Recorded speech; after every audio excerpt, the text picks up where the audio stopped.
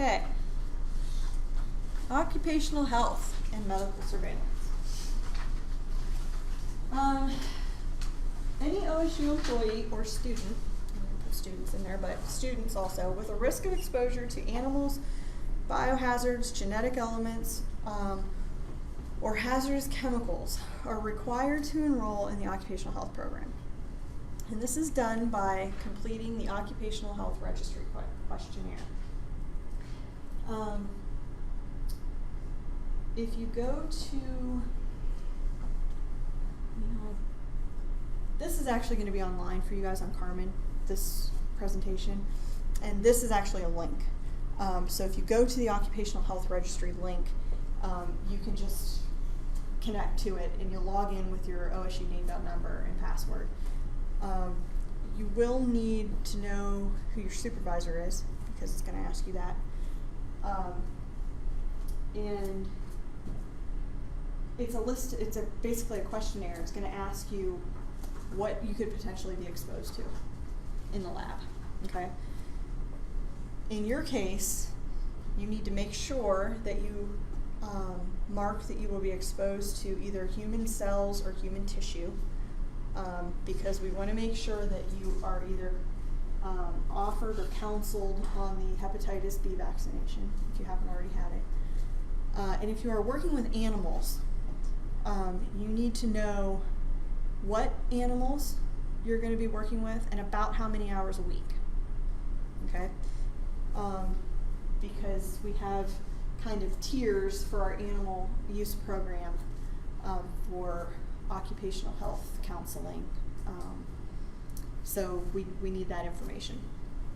But once you fill out this form, it actually gets routed to your supervisor. They will look it over, make sure that the information that you entered is correct, and then they send it on. It actually comes to me now.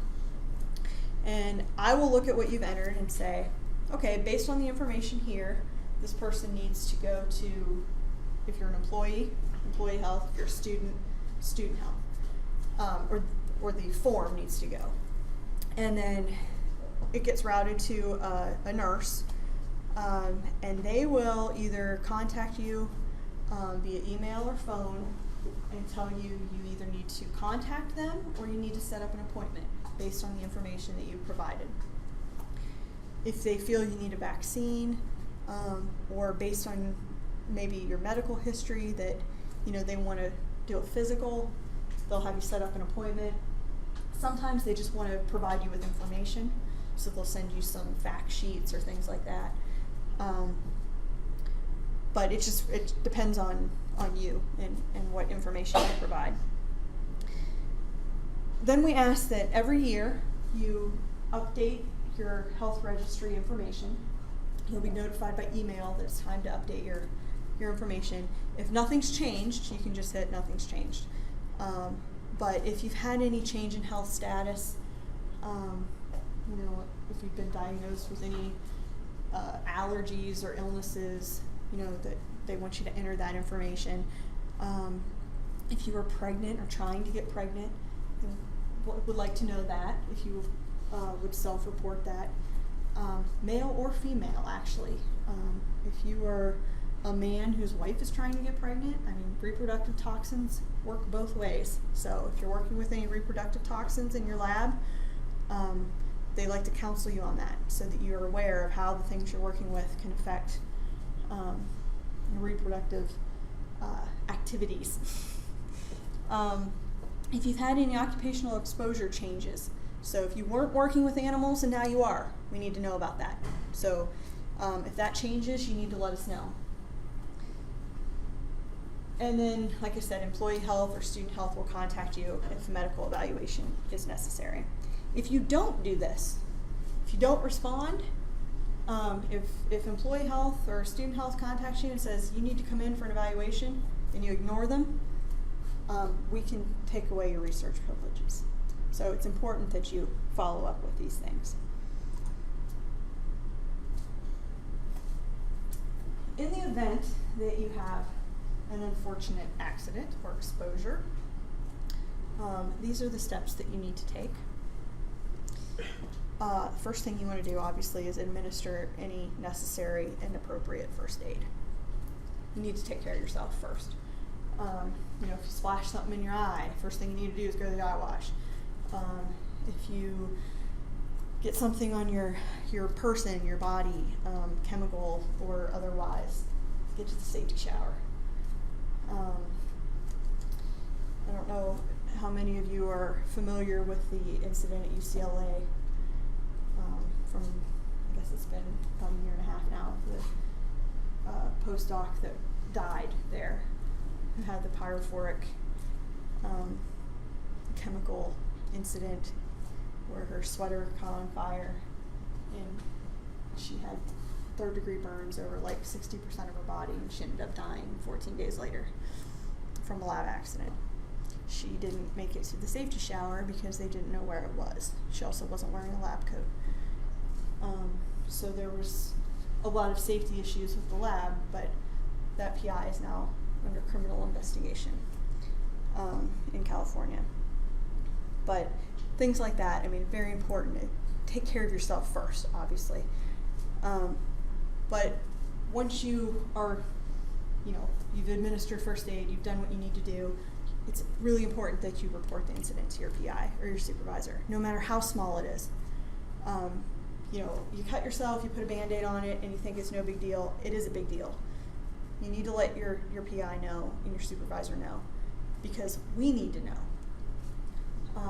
Some things we need to report, some things we don't need to report by law under the OSHA standard, but we want to know what's going on in the labs, because a lot of these things can be prevented. Some things are just accidents. Accidents happen and it's no big deal, but some things we see a trend in.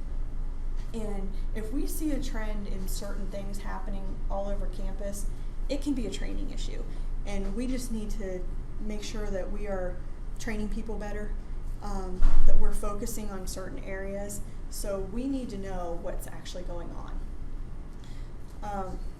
If the incident includes a biohazard exposure, it must be reported to me.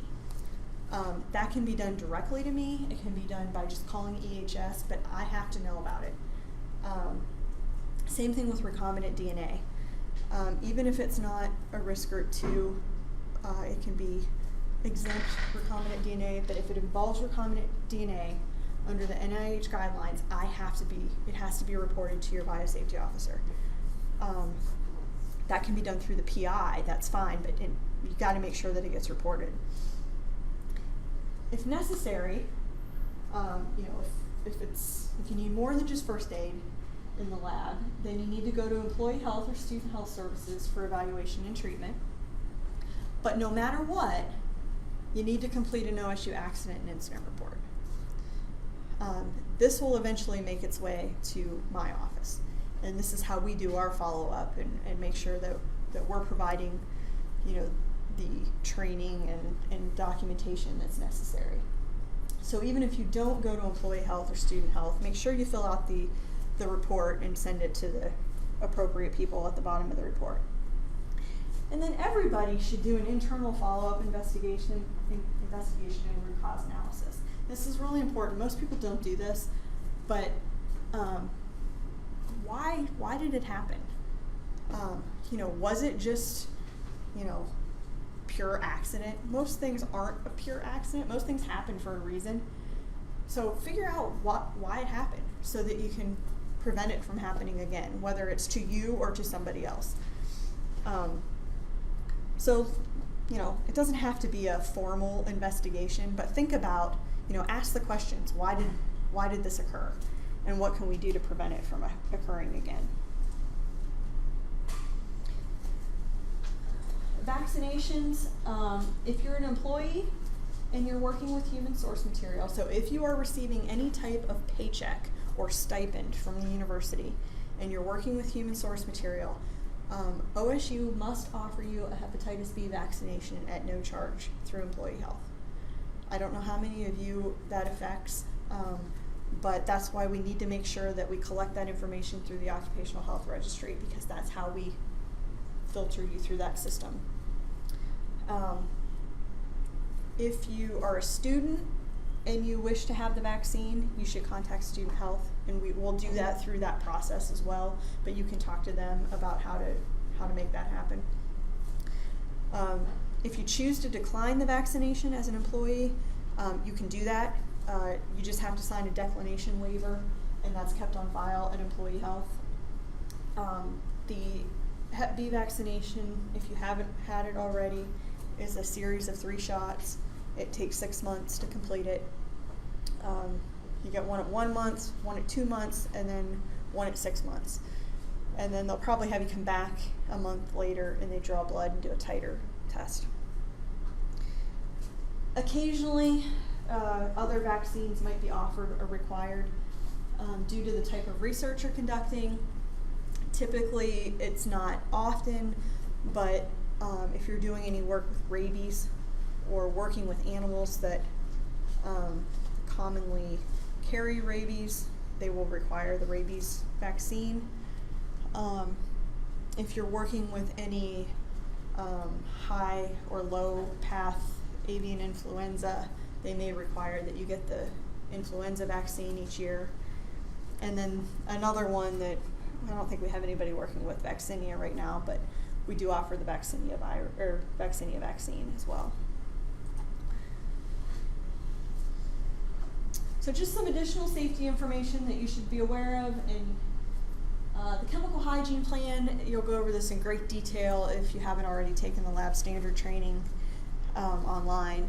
But make sure that whatever lab you work in, you know how to access the chemical hygiene plan for that lab in which you're working, along with all of the relevant standard operating procedures. Here at OSU, our chemical hygiene plan is an online application. So the CHP is online, and all of the standard operating procedures are uploaded into the online CHP. So whoever you're working for should add you to the list of people that has access to that online CHP so that you can access all of that information. But the SOPs are really important because those are the procedures for the lab. And the procedures for working with hazardous chemicals in particular with the chemical hygiene plan.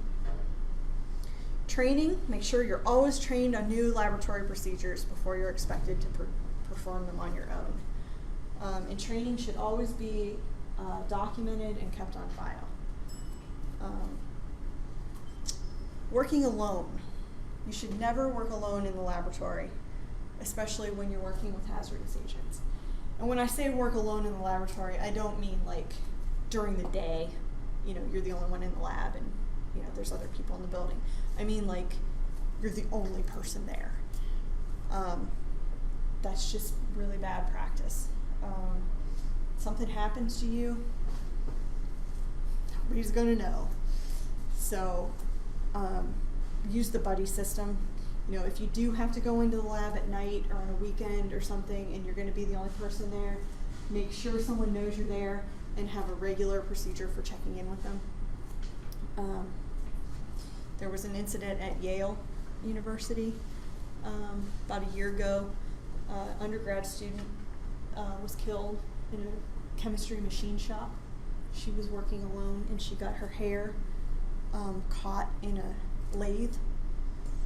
And she was pulled into the machine and was killed. And unfortunately, nobody found her until the next day.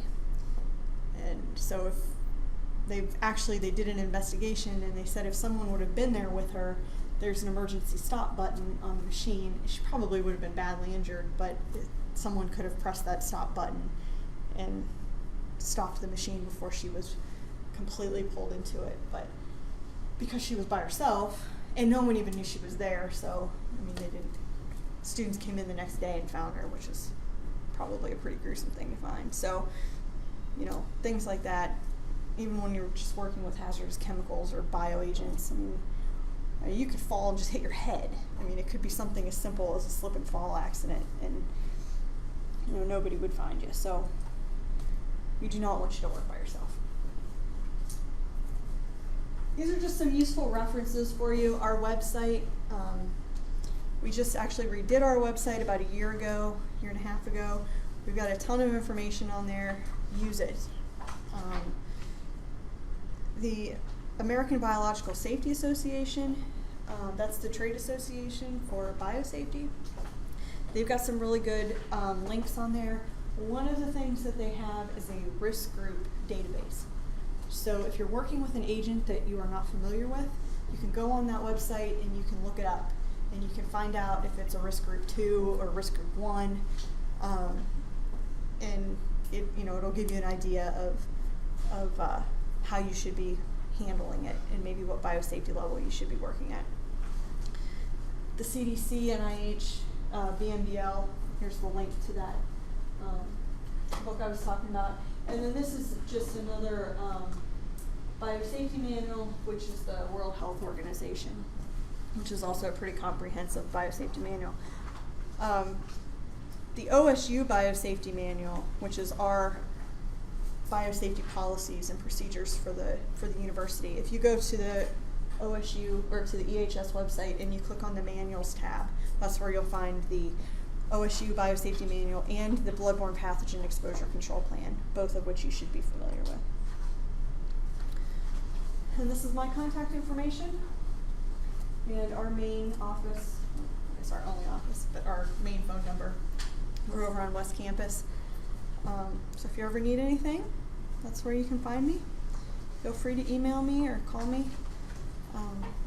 Always willing to answer questions. So I'm sure over the next few years you'll run into something that you have a question about. Any questions today? Anything I can answer for you? Good. Okay. Enjoy your weekends. Thanks, guys.